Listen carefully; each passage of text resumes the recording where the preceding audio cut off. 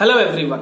जैसा कि आपने देखा है कि आज हमारे एएमयू वालों का जितने भी एएमयू कैंडिडेट्स हैं उनका 2021 का फर्स्ट सेशन आ चुका है डेट भरने के लिए। वो डेट है 10 फरवरी से लेके 15 फरवरी तक। ठीक है, आप वहां पर अपने मॉड्यूल की फिलिंग कर सकते हैं। अब आज के वीडियो में मैं आपको बताऊंगा कि मैं क्या समझता हूं और मैं क्या सोचता हूं कि एएमयू की तैयारी कैसे की जा सकती है। मेरे हिसाब से आप 2-4 बातों का अगर ध्यान रखते हैं तो आपको काफी ज्यादा मदद मिल सकती है। ठीक है, जैसे कि सबसे पहली बात, ऐसे कैंडिडेट्स जो दूसरों की नोट बहुत ज्यादा प्रेफर करते हैं। जैसे कि आप जैसे भी देखते हो किसी और का नोट्स आता है, आप उसको बहुत ही ज्यादा मन लगा के पढ़ते हो, ठीक है, as compare to your notes. तो मैं ये आपसे गुजारिश करता हूं, आपसे रिक्वेस्ट करता हूं कि उससे ज्यादा बढ़िया है आप अपने नोट्स को प्रेफर करिए। ऐसा मैं क्यों कह रहा हूं ये भी मैं आपको बता रहा हूं। देखिए, जब आप किसी और की नोट्स को प्रेफर करते हैं इसका मतलब ये होता है कि आप ऐसी चीजें पढ़ते हैं जो किसी और को इंपॉर्टेंट लगता है। यानी जिस बंदे ने भी नोट्स बनाया है वो वही नोट्स बनाएगा ना जो उसे इंपॉर्टेंट लगता है। ठीक है,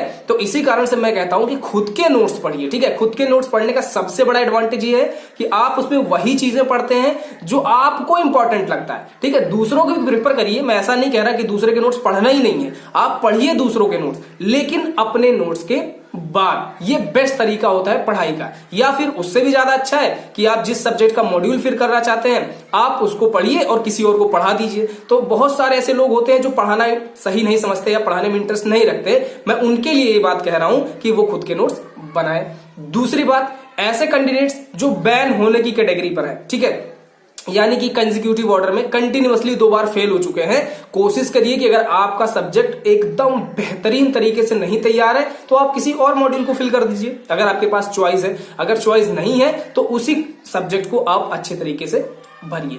तीसरी बात जो मैं आपको बताऊंगा कि ज्यादा से ज्यादा बुक पढ़ने की कोशिश करिए। ठीक है, क्योंकि आपने लास्ट सेशन जरूर देखा होगा, अभी जो पिछला सेशन हमारा बीता है दिसंबर में, उस सेशन में आपने देखा है कि डीजीसीए का पैटर्न काफी ज्यादा चेंज आया है। ठीक है, तो मे भी पॉसिबल है कि इस बार भी उसी तरह से चेंज देखने को मिले। तो उसके लिए हमें पहले से तैयार होने की जरूरत है और उसके लिए क्या करना है, उसके लिए हमें ज्यादा से ज्यादा बुक्स पढ़नी है। ठीक है, इसके अलावा एक और तरीका होता है पढ़ाई करने का, वो होता है ग्रुप डिस्कशन का। ठीक है, तो बहुत सारे ऐसे लोग हैं जो ग्रुप्स में नहीं पढ़ते हैं, यानी बहुत सारे लोग एक साथ नहीं पढ़ते हैं। तो उनके लिए अच्छा तरीका है कि आपके कॉलेज का ग्रुप बनाइए, ठीक है, कुछ बच्चों का ग्रुप बनाइए, या व्हाट्सएप पर जो और सारे ग्रुप्स होते हैं एएमयू कॉलेजेस के उनमें जुड़िए। ठीक है, और वहां पर आप क्या करिए, जो चीजें आपको नहीं समझ में आती हैं, ठीक है, जैसे कोई क्वेश्चन ही हो गया जो आपको नहीं समझ में आ रहा है, कोई टॉपिक हो गया जो आपको नहीं समझ में आ रहा है, वो वहां लोगों से पूछिए। ठीक है, क्योंकि बहुत सारे लोग मैंने देखा है होते तो हैं ग्रुप्स में, लेकिन वो कोई और शेयर करेगा, कोई और पूछेगा, उसी से काम चला लेते हैं,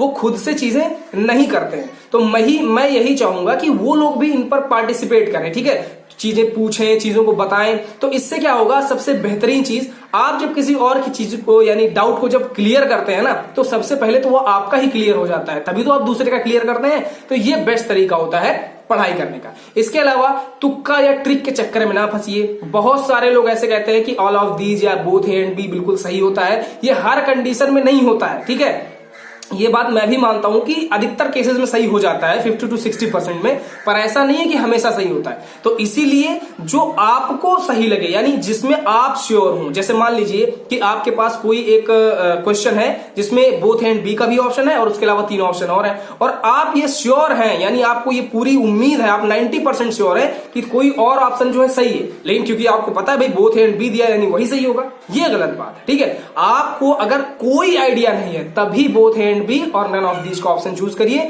इसके अलावा अगर आपको थोड़ा भी लगता है तो आपको जो लगता है वो क्वेश्चन लगाइए। ठीक है, क्योंकि देखिए अगर वो क्वेश्चन गलत भी हो जाएगा ना और आपने खुद से लगाया है तो इतना ज्यादा रिग्रेट नहीं होता है। अगर आप किसी और के कहने पे कोई और ऑप्शन लगा देते हैं और फिर पता चलता है कि वो क्वेश्चन गलत हो गया तो ज्यादा रिग्रेट होता है। ठीक है, इसके अलावा ये सारी चीजें तो मैंने आपको बताई दी। इसके अलावा आप कोशिश करिए ना कि चीजों को ज्यादा से ज्यादा डीप तक पढ़िए। यानी पहले आप ईआसा की बुक पढ़िए, फिर रेफरेंसेस उठा करके पढ़िए, और भी चीजें, जितने भी साधन आपको मिल जाते हैं उतना ज्यादा पढ़िए। और ये पॉसिबल कब है, ये पॉसिबल तभी है जब आप उतने ही सब्जेक्ट फिल करिए जिसमें आप कंफर्टेबल है, यानी आपको आपकी तैयारी बहुत अच्छे तरीके से है। ठीक है, अब ये कैसे पॉसिबल है, देखिए अभी 15 तारीख तक आपका डेट है, 10 तारीख से लेके 15 तारीख तक मॉड्यूल को फिल करने का। तो मेरी रिक्वेस्ट है कि आप क्या करिए, 2-4 सब्जेक्ट जिसको आप चाहते हैं भरना, उसके कुछ क्वेश्चंस, कुछ टॉपिक्स उठा करके पढ़िए। अब देखिए कि आप किस सब्जेक्ट में ज्यादा कंफर्टेबल है। जिसमें ज्यादा कंफर्टेबल है आप उसकी तैयारी करिए और वही मॉड्यूल फिल करिए, क्योंकि मेरे हिसाब से अगर आप 4 पेपर भर के 1 क्लियर कर रहे हैं तो उससे ज्यादा बढ़िया है कि आप सिर्फ 2 पेपर भरिए और दोनों को क्लियर कर जाइए। ठीक है, तो ये मेरे कहने का मतलब था और ये मैं सोचता हूं। ठीक है, अगर आपको और भी कोई डाउट हो या फिर आप और कोई पॉइंट देना चाहते हो तो आप कमेंट में दे सकते हैं। और वीडियो पसंद आई हो तो लाइक करिएगा, शेयर करिएगा, सब्सक्राइब करिएगा ताकि सभी लोग इसका बेनिफिट उठा सकें। Thank you.